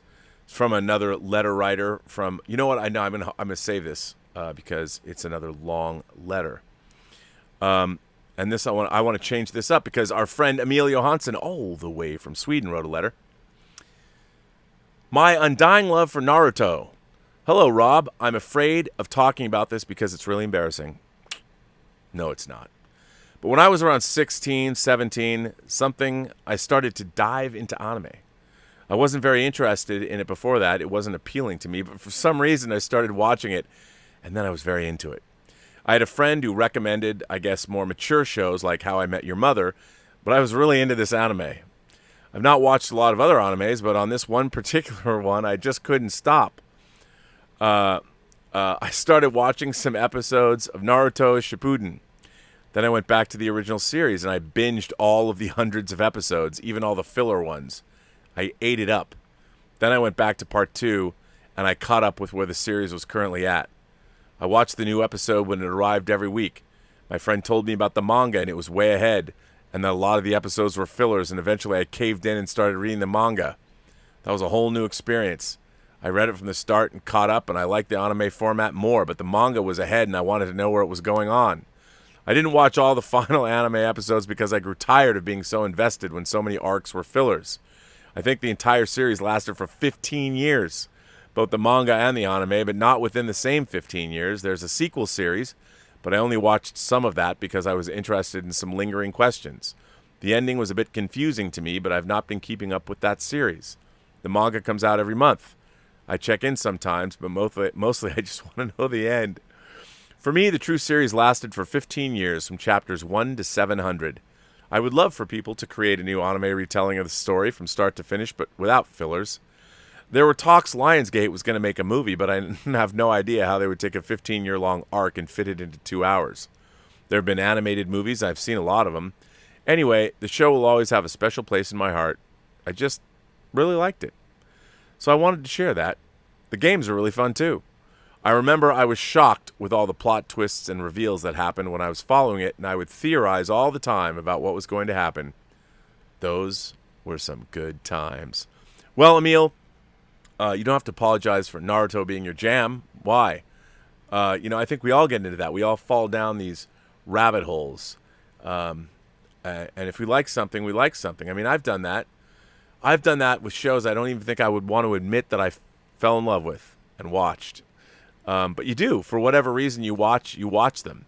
And sometimes Elizabeth watches things that I have so much other stuff I need to do, but I'll watch shows like she'll be watching something and I'll just start watching it, like Good Girls, which sadly is ending, but Good Girls, or ended. It was good. Started watching with her. I'm like, oh, I like this show. I think there's millions of shows and things out there that we would all like, but we're never going to get around to seeing them, which is kind of sad. I mean, if somebody asked me, why do you want to be immortal, Rob? I'd say, well, I want to be immortal because I want to see what happens, just like Emil wanted to see the end of Naruto. But I would want to, like, if I could live 3,000 or 4,000 years, I'd want to see what happened. You know, what's going to happen? Where are we going to go? I mean, can you imagine if you lived 1,000 years? I mean, if we were back 1,000 years ago, first of all, life would suck back then. Everybody would stink. You couldn't take showers. I mean, come on. It wouldn't be fun. No internet, no movies. Although 1,000 years ago, I might have to go and try and invent movies, try to explain that to people. Maybe I'd become a. I wouldn't want to write because knowing Shakespeare was going to roll around a couple of hundred years hence, well, hundreds and hundreds of years hence. I don't know if I'd do it, but I feel you. I just want to. There's so many things I have yet to see. I haven't even seen every episode of T.J. Hooker. In fact, I've probably only seen 4 or 5 episodes of T.J. Hooker. I have the entire box set up there. It was given to me. I don't know if I need it, though. Will I ever watch all of the episodes of T.J. Hooker? I can honestly say probably not. But anyway. I like your letter, man. That was a good letter.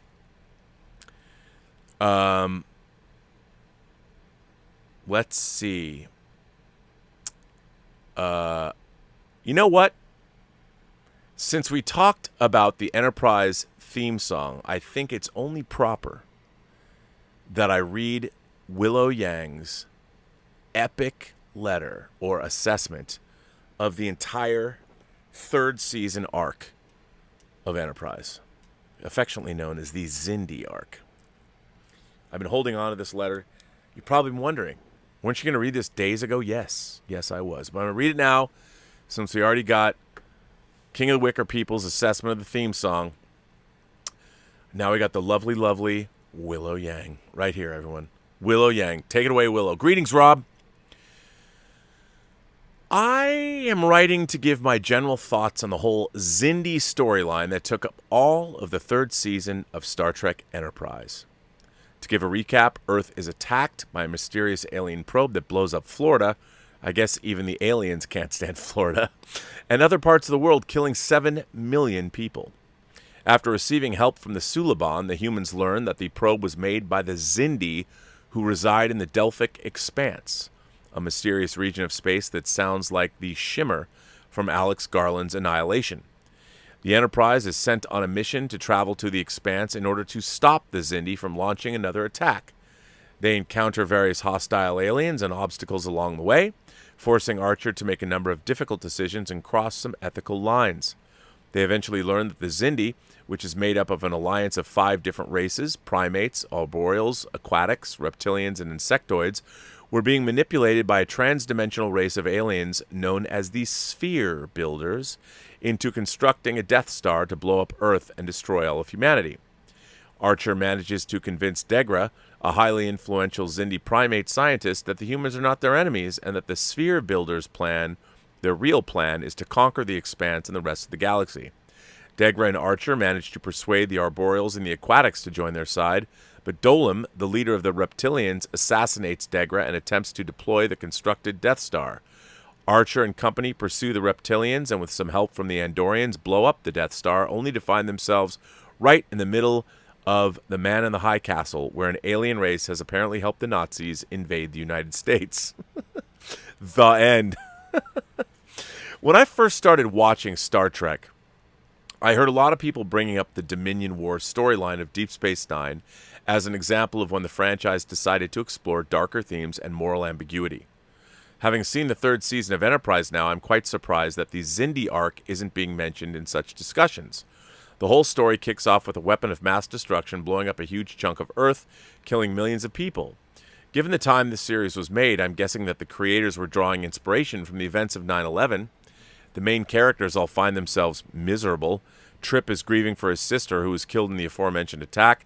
T'Pol develops a drug addiction and loses control of her emotions, and Archer is forced to resort to a variety of questionable tactics in order to succeed on the mission. He tortures an alien for information in Anomaly, creates a clone of Trip to harvest his organs in Similitude, and steals the warp coil off a group of innocent explorers in Damage, marooning them in the Expanse. Enterprise itself takes some heavy damage, and what the series managed to do particularly well, in my opinion, was provide a real sense of the stakes. Even though by virtue of being a prequel it was apparent that the crew was going to succeed on their mission, I was still able to feel danger and feel fear for the characters. There were multiple occasions in episodes like Azadi Prime, Damage, and 0 Hour where I found myself flinching at every bit of damage the Enterprise was taking, in spite of knowing that somehow everything would still work out in the end. When it comes to the characters, I'm not really buying into the whole romantic relationship between Tucker and T'Pol, apart from their erotic massages, Vulcan neuro pressure sessions. I don't really see any reason for the two to hook up other than the script saying they do. I don't feel there's much chemistry between the two, and it doesn't appear that they even know much about each other in spite of all the time they've spent in intimate poses. Mayweather and Hoshi were pretty much completely sidelined for most of the story and most of the series thus far, and there is little development for either character, and their only purpose seems to be to advance the story along. Conversely, I do quite like the rivalry that had been brought on board for the mission. I really like Phlox, who remains my favorite character on the show, in spite of having some highly questionable medical ethics. But hey, he's Denobulan.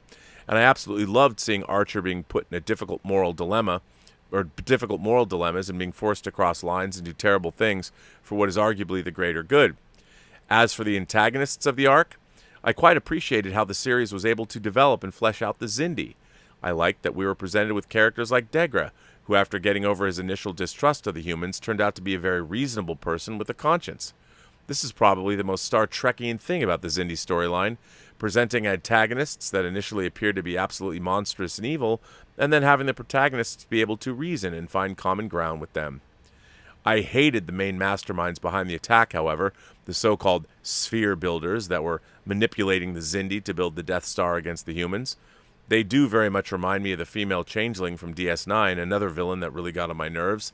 And unlike the Xindi, the sphere builders were never fleshed out. They were just a bunch of smug, trans-dimensional imperialists, and I was very happy to see them finally get their comeuppance. Another point of similarity between the Xindi arc and the Dominion War is the use of someone with insight into the future influencing the decisions of the main character. I personally have not really liked the presence of the Prophets in Deep Space Nine, and I found their temporal agent the temporal agent Daniels to be a complete nuisance in Enterprise. I really disliked how he would always appear to Archer whenever the latter is about to make some major decision. Whether the latter is about to make some major decision.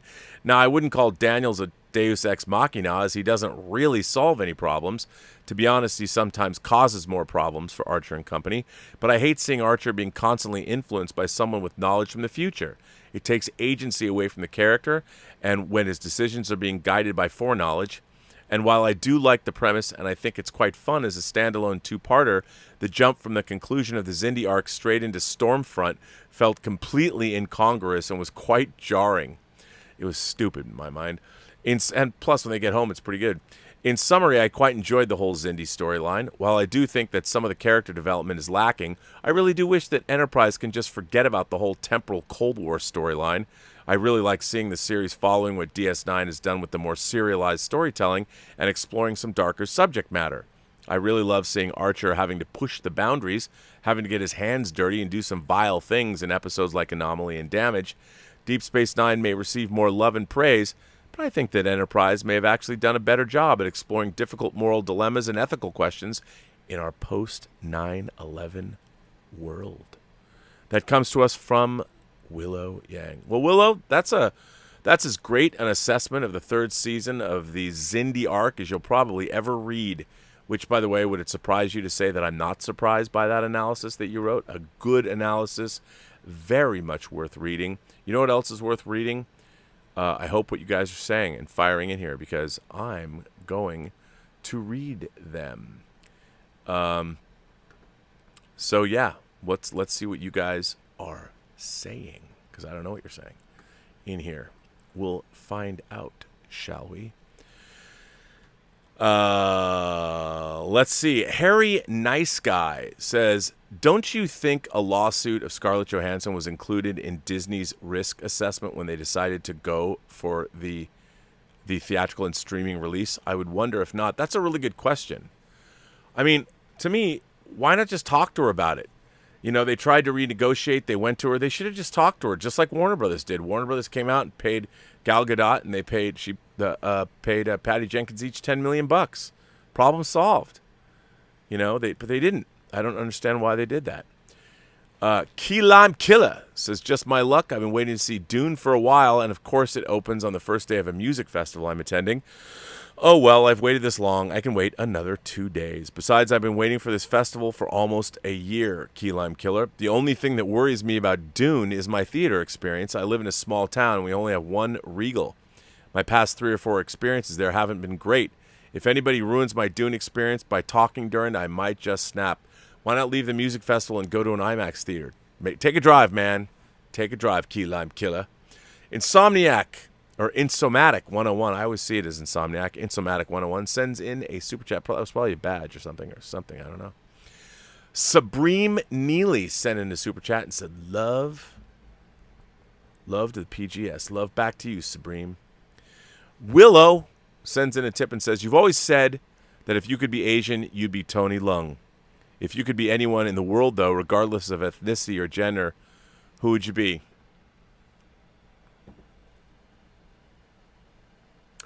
You had to bring up Tony Leung, didn't you? You had to do it, okay? I bet you're wondering why I'm bringing this up. Well, I wasn't going to talk about this, but I think I have to. I think I need to explain. I think it's something that, gosh, let's see if I can find it. Hang on. It'll take me a minute here. Since you brought it up, I'm going to show you. And let's see if I can find it. People know I do fully articulated. I collect action figures. I do. And my most eagerly awaited action figure set of the year was this strange action figure set from Ong Lee's great movie, Lust, Caution. This action figure set. Look at that. There they are, the characters. And by the way, if you haven't seen Lust, Caution, hubba, these two cuties, get it on, everyone. Look at that. Look at that Tony Leung action figure. How dope is that with the linen suit? I've been waiting for this for half a year. No, almost a year. I'm waiting for almost a year. It was supposed to have already come out. It didn't. It was supposed to come out early in the year. I had it pre-ordered at 1/6 Outfitters, and yesterday this came. Hi, Robert. The manufacturer and distributor just notified us that the release for the Lust, Caution action figures has been canceled. We'll go ahead and apply the deposit amount for that item as a credit toward the remaining balance for your other pre-orders. These figures aren't coming out. There's a lot of terrible things that happen in the world. People lose their lives. I'm not trying to equate my suffering here with anyone else's. I'm just saying there are these minor disappointments. And I have to say, I never thought ever in my life on this planet that they would ever make Lust, Caution action figures. So part of what died yesterday was not the fact that I'm not getting chunks of plastic or one of Tony Leung in a linen suit. I just love the fact that some crazy people in Asia somewhere decided that they, like, who was sitting around? Like, where was that brain trust? Like, if someone's sitting around, like, which action figures, which third-party figures, and it looked like these were actually officially licensed figures. Which figures should we make? And somebody says, I think we should do action figures from Lust, Caution, a period piece set in China in the 1930s. Yes, let's make that. The fact that there was even a company that entertained the idea of making Lust, Caution action figures, that's what I loved. It wasn't so much the figures, it was the idea behind them. And at some point in time, someone said, you know what? We were high. We were on DMT or whatever. We were smoking the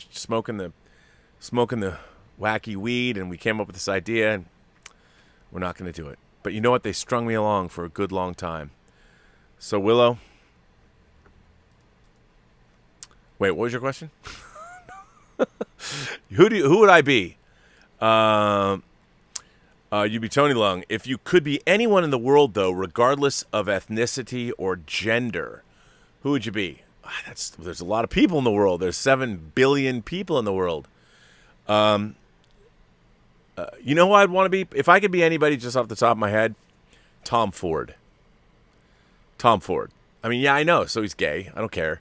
I'll be gay. He's got a good partner, longtime partner. But I just think Tom Ford, he's a film director. And he's a fashion designer. And I love his clothes. I love his cologne. I love his taste. Just watch A Single Man. I'd want to be Tom Ford. And you know what? If I was Tom Ford, if I was transformed into Tom Ford, I would be gay. So the real question is, I see Tom Ford as, he's either a top or maybe he's a power bottom, but I'd like to be both. So there you go. Tom Ford, that was the first thing that popped into my mind. I don't know what that says about me, but there you go. Terev says, are act of God clauses in contracts a pandemic? That's a good question. Force majeure, they could very well be. Probably not in this case. I wouldn't imagine, because they didn't think it was going to take this long. They didn't think any of this was going to happen, but you never know. We certainly will find out. Mike Prez says... it's a bird, it's a plane. Hey, I have an idea. J.J. Abrams is Jewish. Siegel and Schuster were Jewish. I'm not sure if the Kent's family naturally evolved to be Midwest Christians, but I could see Martha being born Jewish to make Superman a Jewish character. Well, Mike, I think that's a fair point. I think in a way Superman does represent being Jewish, because I was raised a Jew, and one of the things I always loved about Judaism is its emphasis on education and emphasis on being a good person. Like, in Judaism, you're not really absolved of your sins. Every year during the High Holy Days, you've got Rosh Hashanah and Yom Kippur, which Yom Kippur is the Day of Atonement. And the whole idea of that is you have to stand before God, and you have to admit your sins, but you're not absolved of those sins. You have to come to grips with the fact that you did these things, and you have to admit to them. You have to come before God and admit to your sins. But God, not like in Christianity, you don't get absolved for the bad things that you do. So I've always thought of Superman, to be honest, as a Jewish character, and I think you've got something out of there. Because, Jews are God's chosen people, after all. And you know what I learned in Mommy Dearest? Adopted children are best because they're chosen. So I was chosen to be into a Jewish family of chosen people. So I won twice.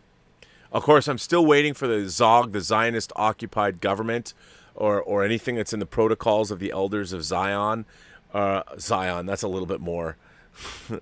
I say that, I'm thinking Matrix. But I'm waiting. Please, for all those Jews out there that run the conspiracy, they control the world, all the banks, all that, I'm ready to join. I thought I would be there earlier, and I'd get my fat check. I'd love to buy a house. Elizabeth can buy a house. I'd love to get some alpacas in the backyard, have the dogs. I'm still waiting. So if, you want me to use this channel as a secret stealth propaganda tool for the Zionist-occupied government, I'm happy to do it. But I'm waiting. It's really disappointing to me, because all the anti-Semitic literature I've read in my life is not coming to pass. And how long do I have to how long of life do I have on this planet? I don't know. Evan Newman, by the way, all of that, I was kidding. I was just kidding. I want everybody to realize that. I understand, but it still would be nice. It's still, to be involved in this great cabal that runs the world. I'm like, what did I do wrong? I was bar mitzvahed. I learned Hebrew. Come on, man. Evan Newman sends in a tip and says, I've been to theaters twice recently, and I had projector bulb issues each time, flickering and dim. I know theaters have had it hard, so I haven't complained yet, but if theaters want customers to return, they need to invest in superior presentation ASAP. Evan, now, when I say these things, I quantify it by realizing that, I've had a good life. I was privileged to grow up in the United States at the time I grew up in an upper middle class environment and go to good schools and all that thing. But that said, There's nothing worse than going to a movie theater with dim projector bulbs. They have one job, to project movies. And I'll tell you something. They do that. The reason they leave the bulbs, the projector bulbs sometimes are dim, is because they're expensive. And you want to keep them. You want to keep the life of those bulbs on the longest you can. So they dim them down, which you're not seeing. It's not right. It's not right. Not right. So I hate it too. Evan goes on to say, "Oh, I saw The Green Knight last night and I enjoy it, but I can't imagine many will like it. It's a faithful adaptation of the 14th century tale that doesn't add modern story elements to appease today's audience, including the geek audience. It's abnormally weird." Bro, you sold me. You sold me. Jeremiah Bailey says, "Why didn't Disney apply for another PPP loan and pay Scarlett Johansson with that? They're being greedy. And now Butler is on the litigation." And now Butler is in on the litigation. Yes. Yes, we'll see what's going to happen. It'll be very interesting. I think they probably will pay her off, because why do this? I mean, if they think they can win, maybe. Do they really want to go? They've got more Marvel movies coming out. They do not want to have a lawsuit with Black Widow when Shang-Chi opens and Eternals open. They will settle. There will be a settlement, probably a very fast settlement. Kevin Feige will probably call up and say, "Come on, guys." Lucas Bachman says, "On irritating Discovery things, probably a season of Babylon 5 could have been made for the cost of one Discovery episode." Oh, I agree with you. Star Trek Discovery, it was an abhorrently expensive program, and they should be embarrassed and ashamed. Stubble McShave says, "I think the worst version of hell for you would be to work on a Star Trek show and be mandated to do it like Discovery is being done. You would help make it into the crap it is." Man, that would be hell. As long as I know, though, people couldn't watch it. Yeah. Chris C says, "Hi, Rob. Have you seen..." Yes, Stubble, it would be terrible. I would not like that. I've always believed that some people's hell is going to the Department of Motor Vehicles for all of eternity and your number is never called. Something like that. I mean, I could see that happening. But working on Discovery or Picard, or probably, from what I've heard, Strange New Worlds, I don't know. We'll see. Hope springs eternal. Chris C says, "Hi, Rob. Have you seen the Blitzway 15-inch die-cast Voltron?" Yes, I have. Check out Big Bad Toy Store. It's amazing. I've seen that. I love that. It's pretty amazing. I might have to get that. It's really awesome. Mr. Intellectual is here. Sir Robert, one item that disturbs me about the ScarJo mishap is that it reeks of pure misogyny. You know I'm not one to stir things up for no reason. Are we such fools to fear the mouse? If this was anyone but her, destruction would be their answer. You might be right about that. I mean, it's really interesting that if she's trying to have contact with them, like, "Hello, listen to me." Also, she was a producer on that film. She probably had a lot of herself wrapped up in it, and feels that she was wronged. And she's probably not wrong. I don't think she's wrong, to be honest. I don't think she's wrong. I think you might be right about that, too. Brendan Sheehy says, "Rob, in light of recent litigation, I think we can now consider Black Widow to be the MCU's first official flop since Edward Norton moped around for 2 hours. Do you think Marvel will need to slowly rebuild their box office akin to Phase 2 all over again?" Probably, but you know what? You can't. Well, let's see. Let's see where Black Widow is sitting right now at the global box office. Let's see. Black Widow has grossed worldwide $320,740,862. That is theatrically, but it hasn't opened in some markets. So international. I'm looking at its international gross. So let's see, it's open. Latin America, Asia. So it opened in Australia, Hong Kong, and Japan. It hasn't opened in China. So it's pretty much opened all over the world. But yeah, we'll see. I mean, if it opened in China, it could add a lot to that. If it's ever going to open in China, who knows? But we'll see.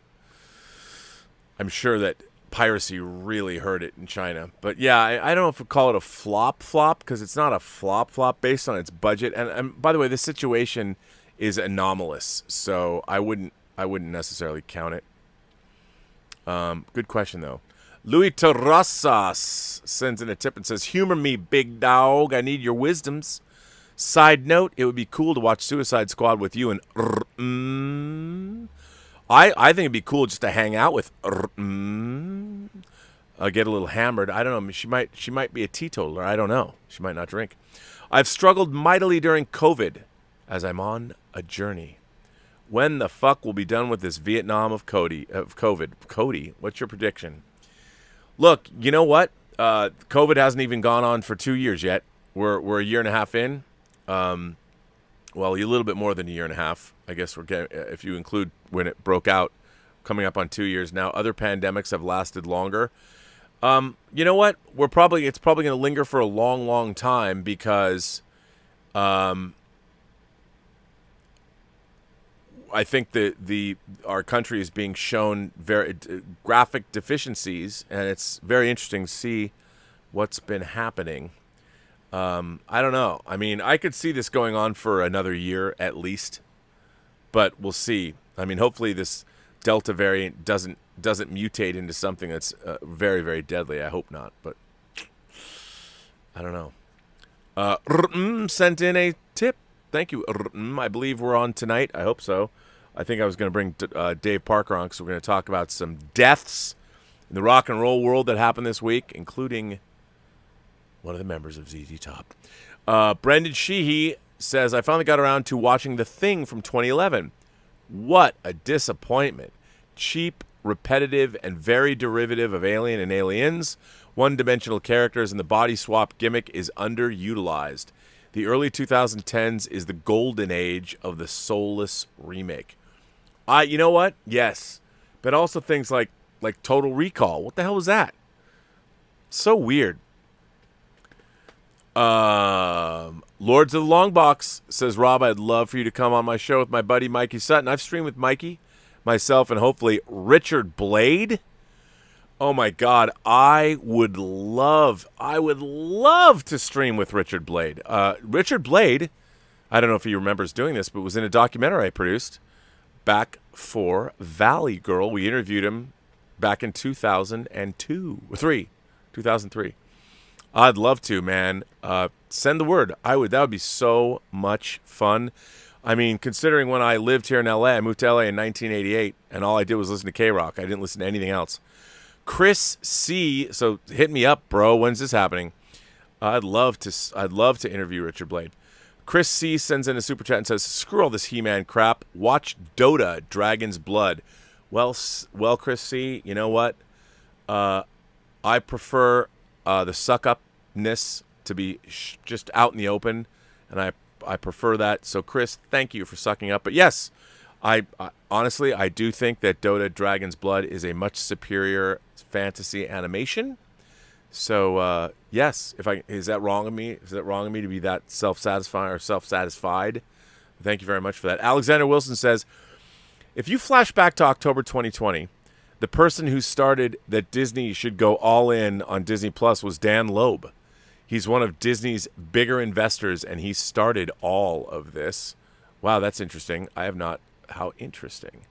Well, but you know what I think? I think that this was happening anyway. Here, I'm going to put this in the live chat. This is from Alexander Wilson. And let me put this. I got it. Okay, I got it right. So read that. That's pretty interesting. I could see that being the case. Absolutely. But it was going to happen anyway. Disney Plus was an inevitability. It was just a question of when. It's just all you have to do is be on the up and up. Stub McShave says, did you see the reports by the OneRing.net on details they've learned about the Lord of the Rings show? One detail was the nudity that's been a hot topic. I'm sure it was a hot topic. The nudity is only connected to the creation of orcs and is in a form of concentration camps. No bonking, it seems. Well, that makes sense. I mean, when your orcs, when they're being created, coming out. I just think that, look, do hobbits, let me tell you something about hobbits. They fuck. There's husband and wife hobbits. They fuck. I just don't think fucking hobbits is what we want to see. I mean, come on. I know at half the conventions you go to, there's probably a hobbit floor where there's swinging families of hobbits. I don't know what's going on, but furries, whatever. I get it. Hobbits had to come from somewhere, but I just don't think it belongs in the context of the show. Like, why do you have to go there? Although I'd watch a Pornhub channel of fucking hobbits. Maybe. I don't know. Maybe I would. Would you? Would you watch that? Well, listen, ladies and gentlemen, boys and girls, kind souls, gentle beings, all of you from across the 28 known galaxies. What a fun show. I want to thank you, everybody, for writing letters. And thanks for everybody who supports the channel through tips and super chats. Thank you. And if you want to write me a letter, it is free of charge. You can go to the Burnettwork.net website, send me a letter. And a lot of letters that I've read on the show are there, such as Willow Yang's other letters, Willow Talk. I want to make now maybe the Joy of Trek or something, although there's a book called that already. Something. I want to put all of Willow's Star Trek letters in one place. So I want to thank that. Louise X. Sparrow, I want to thank my moderating staff. We got Brian Hepburn. We got Louise X. Sparrow. We got Joshua Levesque. Let's see who else is here. I hope I'm not forgetting. I'm hoping seeing everybody's name. I don't know. And Josh, we're supposed to have a conversation tomorrow, like around noon. By the way, we are not having a member chat tomorrow. It has been pushed to next Saturday because Roberto Suarez cannot do it tomorrow. So that is my bad. That's on me. Maybe we'll do 2 in a row or something. So I want to thank all of my blue wrenches for doing what you do. And I think tonight, Midnight Metal, if you're around, we haven't really talked about it, but I would just assume we are. And I think Dave Parker might join us. So I might have the Midnight Metal Dream Team. So that's that. And on that note, ladies and gentlemen, I would say this. Kind souls, gentle beings, however you identify across the 28 known galaxies, I would say this. Remember, every person you meet has a story to tell that you have yet to hear. And all you have to do is listen. And for those who are keeping score, I believe my Hot Toys Endgame Captain America with Mjolnir and the Broken Shield, the one I paid off in January, might be on my doorstep right now. I know you don't care, but it's going to make up for the huge blow that were these Lust Caution action figures. Why, oh why, are these not getting made? Look at that likeness of my man Tony Leung. Come on.